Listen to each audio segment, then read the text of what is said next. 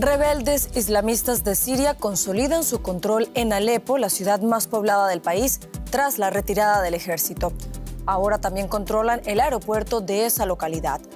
Con esa noticia comenzamos el informativo en Deutsche Welle. Yo soy Carol Guerrero, los saludo desde Berlín. Arrancamos con titulares.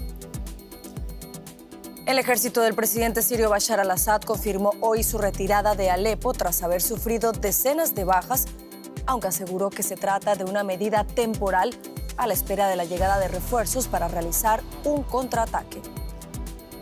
La ONG World Central Kitchen anunció la suspensión de sus operaciones en la Franja de Gaza tras un bombardeo israelí contra un vehículo en el que se desplazaban algunos de sus empleados. Nicolás Maduro promueve ley en respuesta a las sanciones estadounidenses anunciadas hace algunas semanas. Esta medida busca silenciar a la oposición y medios críticos que acusan al gobierno de fraude electoral con penas de hasta 30 años de cárcel.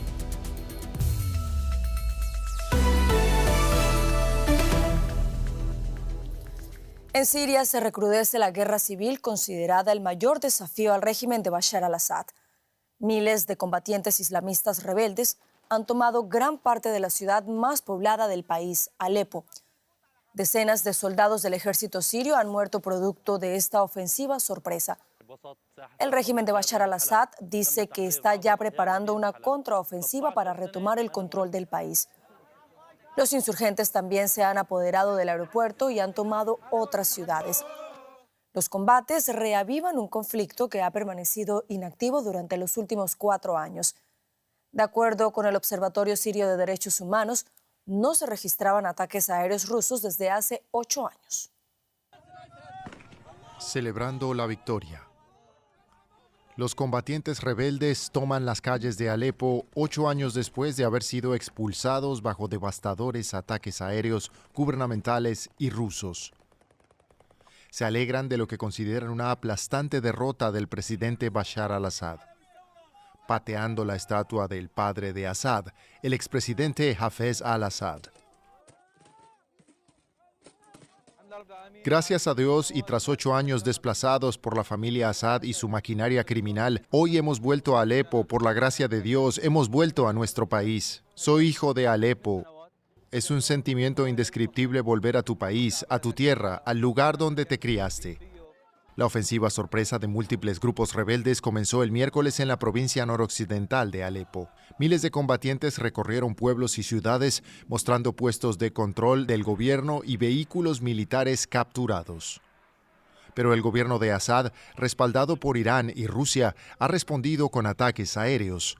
Según el Observatorio Sirio de Derechos Humanos, los ataques aéreos rusos han alcanzado Alepo por primera vez en 8 años, en un esfuerzo por hacer retroceder a los rebeldes. El ejército sirio afirma en una nota que la retirada temporal de tropas de Alepo es para preparar la contraofensiva contra los terroristas. Muchos han perdido la vida en el reciente recrudecimiento de la violencia en el país, en una guerra influenciada por actores globales y regionales. Irán respalda firmemente el gobierno de Assad, al igual que Rusia, cuyos cazas ya han atacado a los rebeldes en varias ocasiones. Turquía, por su parte, influye en las fuerzas rebeldes. Ese país y Estados Unidos han desplegado tropas tras las fronteras de Siria, mientras Israel lleva a cabo ataques periódicos contra las fuerzas iraníes y las milicias aliadas de Teherán. Desde hace casi 13 años, Assad está en guerra con las fuerzas de la oposición que pretenden derrocarlo. Se calcula que el conflicto ha causado 500.000 de muertos. Unos 6,8 millones de sirios han huido del país. Y ahora, esta ofensiva ha reavivado los combates con una intensidad no vista en años. El periodista Mikel Ayestarán nos cuenta por qué estamos viendo ahora este recrudecimiento del conflicto en Siria. Escuchemos. El siguiente capítulo de la guerra en Líbano se está escribiendo en Siria, donde los grupos armados de la oposición han tomado Alepo, toda la provincia de Idlib y avanzan sobre Hama.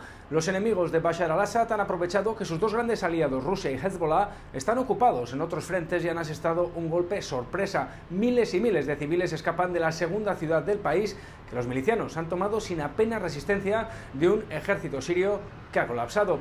Rusia ha realizado algún bombardeo aéreo, pero Assad va a necesitar mucho más para recuperar el territorio perdido en las últimas 48 horas. De momento va a contar con el apoyo diplomático de otro de sus grandes aliados, Irán, que envía mañana su ministro de Exteriores de gira a Damasco y el lunes estará en Ankara para analizar la situación. El ejército sirio ha emitido un comunicado para informar del repliegue temporal de fuerzas de Alepo y de la muerte de decenas de soldados a manos de los grupos enemigos. La guerra parecía controlada con el acuerdo que se alcanzó en el año 2019, pero la herida estaba abierta y hay que tener en cuenta que el noreste sirio es una de las partes más complicadas de la región debido a la presencia de fuerzas regulares turcas, estadounidenses, rusas y de paramilitares iraníes de la Guardia Revolucionaria y de milicias chiíes que trabajan con ellos. Cada una de estas potencias tiene su agenda y tras saltar por los aires el acuerdo de 2019 están moviendo sus peones para no perder terreno. Rusos e iraníes han blindado hasta ahora al presidente Assad, Washington trabaja mano a mano con los kurdos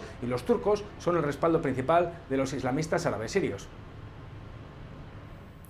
Y en otra noticia del día, 3 empleados palestinos de la ONG World Central Kitchen murieron en un ataque israelí con drones contra un vehículo de la organización en la ciudad de Han Yunis, en el sur de la Franja de Gaza. Al menos otros 5 palestinos habrían muerto en el bombardeo. Según el ejército israelí, el vehículo no estaba identificado y reportes de inteligencia indicaban que en él viajaba uno de los terroristas que perpetraron los atentados del 7 de octubre de 2023. Este hecho se registra 8 meses después de que otro ataque israelí acabara con la vida de 7 empleados extranjeros de la misma organización. Ampliamos ahora informaciones con la periodista Maya Siminovich, a quien saludamos a esta hora en Tel Aviv. Maya, buenas noches para ti. ¿Qué detalles nos puedes contar sobre este ataque en el que perdieron la vida varios miembros de esta ONG World Central Kitchen? Hola, Carol.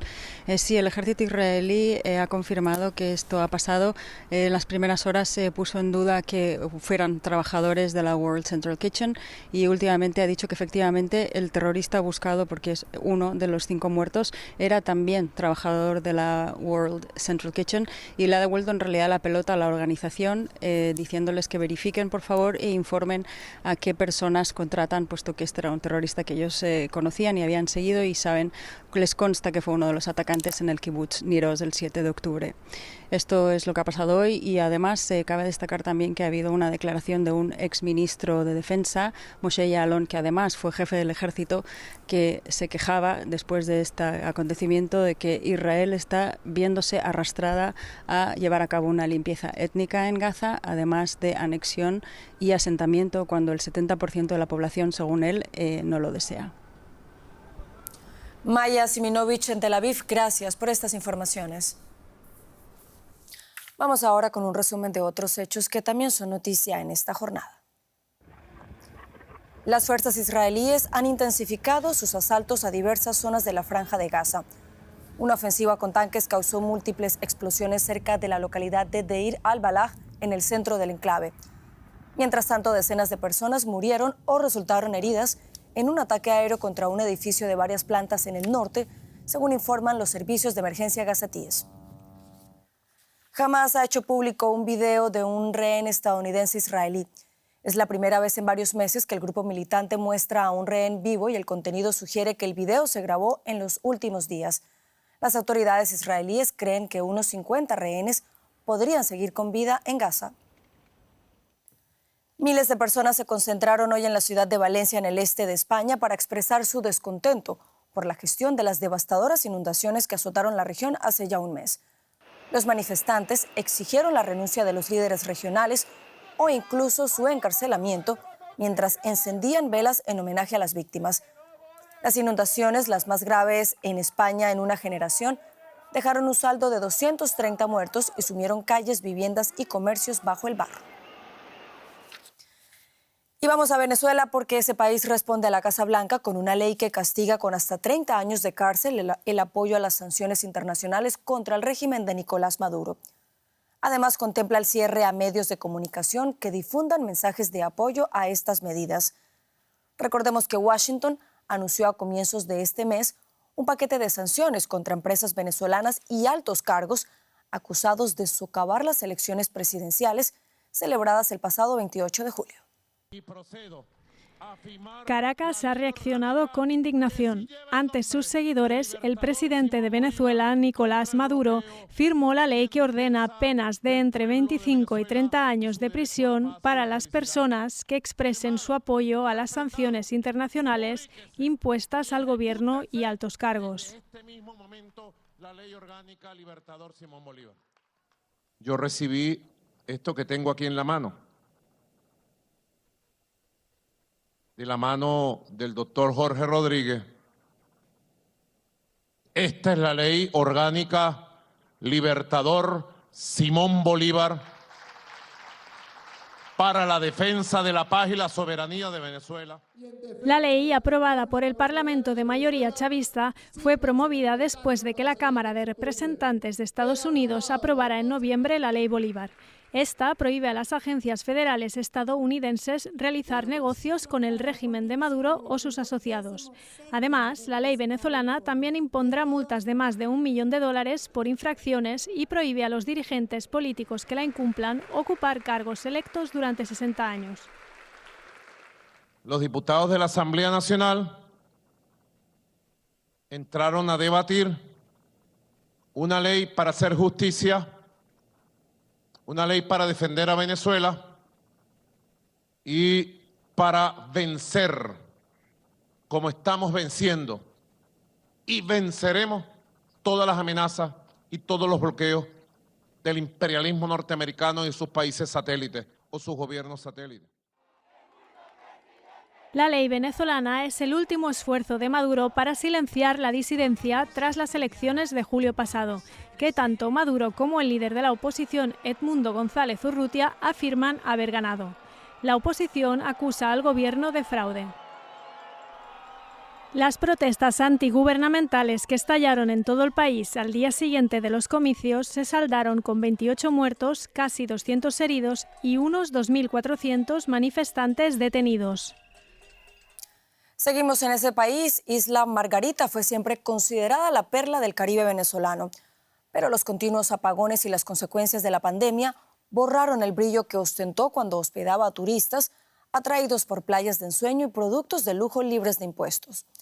El gobierno venezolano ha impulsado planes para atraer a turistas de Rusia y más recientemente de Cuba y Polonia, que con paquetes todo incluido ocupan hoteles equipados con plantas eléctricas.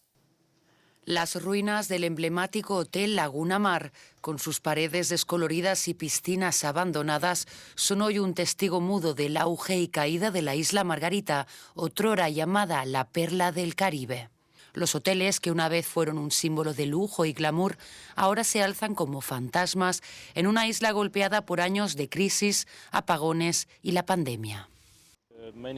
Hay muchas tiendas y restaurantes, pero casi todos están abandonados. Parece que esto está preparado para al menos 10 veces más turistas, pero no hay turistas.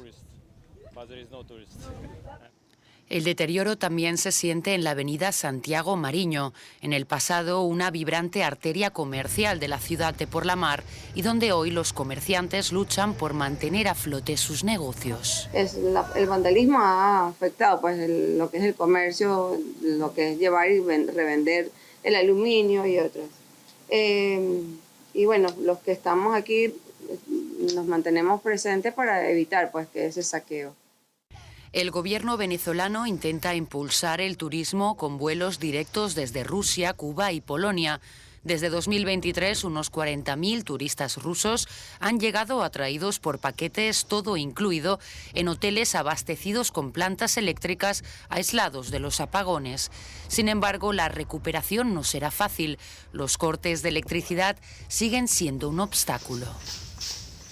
Y bueno, como puedes ver, como puedes observar, aquí trabajamos con la vela, con el bombillo recargable, con la linterna del teléfono, para poder seguir trabajando.